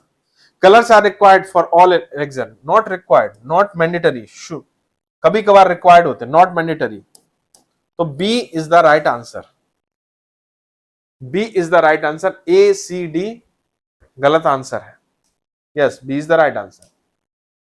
ओके, चलिए अब आते क्वेश्चन नंबर 40 पर। Which of the following not a correct description of the dosage form in each option. चलिए सबसे पहले देखते हैं लिनिमेट, लिक्विड और सेमी लिक्विड प्रिपरेशन, ठीक है। सेमी लिक्विड मतलब थोड़ा सा सेमी सॉलिड जैसी प्रिपरेशन होती है, मतलब विस्कस होती है, highly viscous, meant for internal, not internal, external preparation होती है, ये गलत हो गया। Eye drop, these are solution of drop that are instilled into the ear, ear, eye drop ear में कैसे अप्लाई करोगे भाई, पॉसिबल है क्या, बिल्कुल पॉसिबल नहीं है, तो ये भी गलत हो गया। नॉट ढूंढना है, तो यहां पर दो आंसर हो जाएंगे। Linctuses sweet and viscous liquid oral preparation that are generally prescribe for the relief of cough, तो ये तो सही है। स्प्रिट्स दे आर एल्कोहलिक और हाइड्रोएल्कोहलिक सॉल्यूशन ऑफ वोलेटाइल सब्सटेंस, ये भी सही है। तो सी और डी तो दोनों करेक्ट है, बट ए और बी दोनों इनकरेक्ट है। तो यहाँ पर दोस्तों मैं आपको बताना चाहूंगा, जिन्होंने आंसर ए लगाया उनका भी करेक्ट है, जिन्होंने आंसर बी लगाया उनका भी आंसर करेक्ट है, दोनों ही आंसर करेक्ट, दो आंसर करेक्ट है। यहाँ पर नॉट पूछा है, नॉट करेक्ट, तो ये करेक्ट डिस्क्रिप्शन नहीं हो रहा है। ओके, चलिए यहाँ पर ए दिया लेकिन दोनों ही आंसर हो। आगे बढ़ते हैं 41, to prepare the solution two or more solutes are allowed to react with each other in a suitable solvent, which method used. यदि दो आपके सब्सटेंस हैं, दो सॉल्यूट है, उनको रिएक्ट करा रहे हैं और एक सॉल्यूशन प्रिपेयर करना है, तो मेथड क्या होगी, simple solution, solution by chemical reaction, solution by extraction, none of the above. तो दोस्तों यहाँ पर सिंपल है, रिएक्शन हो रही है, टू या दो से ज्यादा कंपोनेंट्स के बीच रिएक्शन हो रही है, तो उसको क्या बोलेगा आप, केमिकल रिएक्शन मेथड बोलोगे। आंसर क्या हो जाएगा, B, B is the right answer. Okay, चलिए अब आते हैं question number 42, which of the following antioxidant is a natural oil soluble compound, natural भी है और ऑयल सॉल्युबल भी है। एस्कॉर्बिक एसिड नेचुरल होता है बट ऑयल सॉल्युबल नहीं होता, वाटर सॉल्युबल होता है। Butylated hydroxy anisole oil soluble होता है बट नेचुरल नहीं होता। सोडियम मेटाबाइसल्फाइड आपका वाटर सॉल्युबल होता है। टोकोफेरॉल के बारे में बात करें जो कि विटामिन ई होता है, ये नेचुरल भी होता है और ऑयल सॉल्युबल एंटीऑक्सीडेंट होता है। Answer C. आप देख सकते हैं टोकोफेरॉल के बारे में, natural antioxidant, oil soluble in nature. Okay चलिए नेक्स्ट क्वेश्चन पर आते हैं। Which of the following is an example of tonicity modifier? Tonicity modifier क्या हो सकता है दोस्तों? टोनोसिटी मॉडिफायर कहां पर अप्लाई किए जाते हैं? स्पेशली आपके पेरेंटल प्रिपरेशन में हम यूज करते हैं। तो टोनोसिटी मॉडिफायर वह सब्सटेंसेस होते हैं जो कि आपकी जो प्रिपरेशन की जो कह सकते हैं ऑस्मोटिक प्रेशर है वो इक्वल कर देते हैं किसके, आपके जो आपका फिजियोलॉजिकल फ्लूइड है जिसमें आप प्रिपरेशन अप्लाई कर रहे हो। Alcohol, dextrose, glycerin, carbachol. तो दोस्तों आपको बताना चाहूंगा शुगर्स और सॉल्ट्स आपके टोनोसिटी मॉडिफायर का काम करते हैं। कौन दोस्तों? शुगर और सॉल्ट। तो आंसर क्या हो जाएगा दोस्तों? B. B is the right answer, dextrose. Dextrose is the right answer. Okay तो आप देख सकते हैं यहाँ पर dextrose, sodium chloride, sodium sulphide, sorbitol, mannitol, ये आपके देख सकते हैं ये डिफरेंट टाइप के जो सब्सटेंसेस हैं टोनोसिटी मॉडिफायर का काम करते हैं। चलिए दोस्तों क्वेश्चन नंबर 44 पर आते हैं। Which is added in small quantity to the syrup? ठीक है, सिरप में स्मॉल क्वांटिटी में हम ऐड कर रहे हैं क्योंकि क्रिस्टलाइजेशन ऑफ सुक्रोज को रोक रहे हैं। क्रिस्टलाइजेशन ऑफ सुक्रोज से क्या हो सकता है? तो दोस्तों आपने पढ़ा होगा एक प्रॉब्लम होती है किसके साथ में? सिरप के साथ में। स्पेशली सिरप में क्या होता है? मेनली आपका सुक्रोज होता है, इसमें क्रिस्टलाइजेशन ऑफ शुगर जिसको हम बोलते हैं कैप लॉकिंग फिनोमेना। यहाँ पर सुक्रोज के क्रिस्टलाइजेशन के कारण जो कैप होता है आपका बॉटल का, उसके कैप पर क्रिस्टल्स बन जाते हैं किसके? आपके सुक्रोज के, जिसके कारण उसको ओपन करने में हमें डिफिकल्टी कॉज होती है। तो इस डिफिकल्टी को बोलते हैं कैप लॉकिंग। तो कैप लॉकिंग को मिनिमाइज करने के लिए हमें पॉलीऑल्स यूज करने पड़ते हैं। क्या यूज करने पड़ते हैं दोस्तों? पॉलीऑल्स यूज करने पड़ते हैं। तो यहाँ पर देखते हैं डेक्सट्रोज पॉलीऑल नहीं है, एस्कॉर्बिक एसिड भी नहीं है और टोकोफेरॉल भी नहीं है, यहाँ पर पॉलीइथाइलिन ग्लाइकॉल। ठीक है ना, sorbitol, polyethylene glycol, propylene glycol, ये सभी के सभी आपके क्या होते हैं? आपके आपके कैप लॉकिंग प्रॉब्लम को मिनिमाइज करने के लिए यूटिलाइज किए जाते हैं। तो आंसर हो जाएगा D. D is the right answer of this question. Okay आप देख सकते हैं यहाँ पर ग्लिसरीन, सॉर्बिटॉल, पॉलीइथाइलिन ग्लाइकॉल, ये सब आपके प्रोपाइलिन ग्लाइकॉल, ये सब आपके कैप लॉकिंग प्रॉब्लम को कम करने के लिए यूज करते हैं। Mechanism of beta cyclodextrin for the solubilization is. तो जैसे कि बीटा साइक्लोडेक्शन के बारे में कई सारे क्वेश्चंस में हमने देखा, ये आपका कॉम्प्लेक्सिंग एजेंट होता है, चिलेटिंग एजेंट होता है, इंक्लूजन कॉम्प्लेक्स क्रिएट करता है। चिलेटिंग एजेंट नहीं होता, सॉरी, इंक्लूजन कॉम्प्लेक्स क्रिएट करता है, कॉम्प्लेक्सिंग एजेंट होता है। तो दोस्तों यहाँ पर ऑप्शन है पीएच मॉडिफिकेशन नहीं होगा आंसर, पोस्ट सॉल्वेंसी भी आंसर नहीं होगा, सॉल्ट फॉर्मेशन भी आंसर नहीं होगा। सही आंसर जो होगा वो होगा आपका कॉम्प्लेक्स एजेंट। ये beta cyclodextrin water insoluble drug की सॉल्युबिलिटी को एनहांस कर सकता है by the formation of inclusion complex. तो D is the right answer. Okay चलिए क्वेश्चन नंबर 46 पर आते हैं। Aspartame is chemically. एस्पार्टम दोस्तों आपको बताना चाहूंगा कि आपका एक सिंथेटिक स्वीटनिंग एजेंट होता है। As compare to sucrose 200 time more sweet होता है। ये डाइपेप्टाइड होता है और फिनाइल एलानिन और एस्पार्टिक एसिड का इस दो आपके जो कह सकते हैं जो अमीनो एसिड्स रहते हैं उनसे मिलकर बनता है। तो यहाँ पर ऑप्शंस आप देख सकते हैं। Esters of N L A aspartyl L phenyl alanine methyl ester, ester of N methyl aspartic acid acetyl acetate, ester of N N dimethyl aspartic acid plus phenyl acetate, esters of N methyl glutamic acid and phenyl acetate.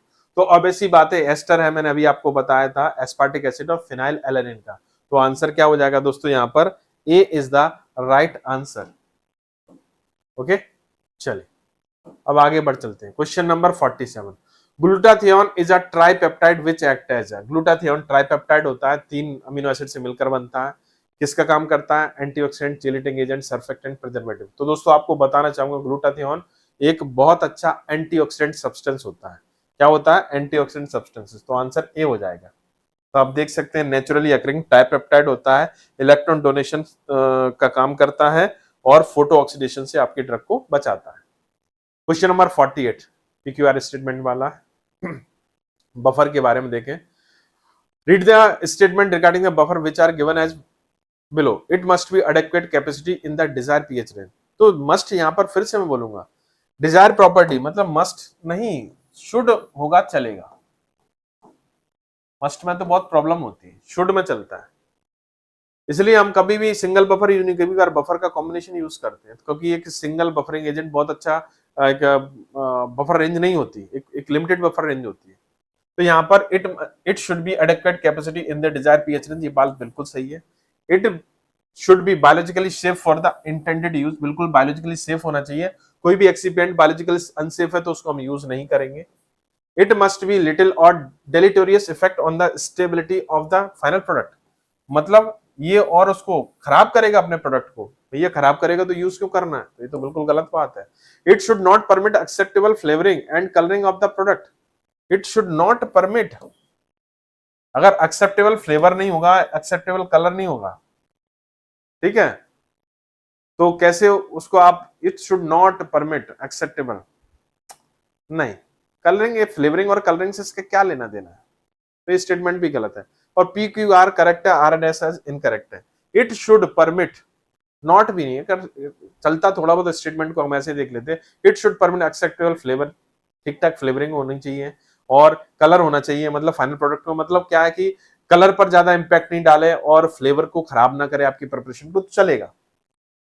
Buffer वैसे करता नहीं है, लेकिन अगर करेगा तो करना नहीं चाहिए, अगर आपको आपकी फ्रेग्रेंस पर या कलरिंग एबिलिटी पर आपके प्रोडक्ट पे इफेक्ट नहीं होना चाहिए, तो ये तो भी गलत हो गया। तो P and Q R correct, R and S are incorrect, A answer is the right answer. Okay, चलिए अब आते हैं freely soluble compound as per IP specification. Freely soluble 1 part in 10 to 30 part of solvent, ये है आपका soluble. 1 part in 30 to 100 part of solvent, ये है आपका sparingly soluble.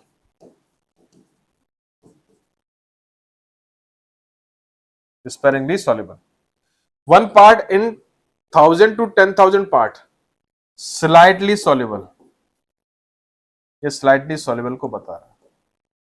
1 part in 1 to 10 part, ये है आपका फ्रीली सॉल्युबल, मतलब आंसर हो जाएगा डी, फ्रीली सॉल्युबल। तो ना तो आंसर ए होगा, ना आंसर बी होगा, ना आंसर सी होगा। करेक्ट आंसर क्या होगा दोस्तों, D. D is the right answer. Freely के बारे में पूछा है तो D is the right answer. Okay, चलिए तो आप देख सकते हैं ये टेबल को, इंपॉर्टेंट है। चलिए आज का last question, the useful concentration of phenol for the preservative action is 0.2 से 0.5%, 1%, 0 से 1%, 2%। तो दोस्तों यहाँ पर अगर आप बात करें तो ये हमें याद रखना पड़ेगा, फिनॉल का जो प्रिजर्वेटिव एक्शन होता है वो आपका 0.2% से लेकर 0.5% कंसंट्रेशन पर आपको मिलता है। चलिए तो आप देख सकते हैं यहाँ पर आंसर ए होगा और ये इसका डिस्क्रिप्शन है। चलिए थैंक यू सो मच। तो दोस्तों ये थे आपके वीकली टेस्ट के 50 क्वेश्चंस जो कि हमने मोनोफेजिक लिक्विड डोज फॉर्म से लिए थे। डेफिनेटली आपके बहुत सारे कंसेप्ट इसमें क्लियर हो गए होंगे, तो डाउट्स थे वो भी आपके क्लियर हो गए होंगे। डेफिनेटली अब आने वाले टेस्ट में आप बहुत अच्छा परफॉर्म करेंगे, अभी तक किया होगा लेकिन आने वाले टेस्ट में हो सकता है कि और भी अच्छा परफॉर्म करें। तो दोस्तों जुड़े रहिए इस तरीके से जीडीसी क्लासेस से और अटेंड करते रहिए जीडीसी वीकली टेस्ट और अपने परफॉर्मेंस को एक नए लेवल पर लेकर जाते रहिए। दोस्तों मिलते हैं हम लोग नेक्स्ट टेस्ट में नए डिस्कशन के साथ, कुछ नए क्वेश्चंस के साथ। तब तक के लिए मुझे आज्ञा दीजिए। Thank you so much, take care, bye bye.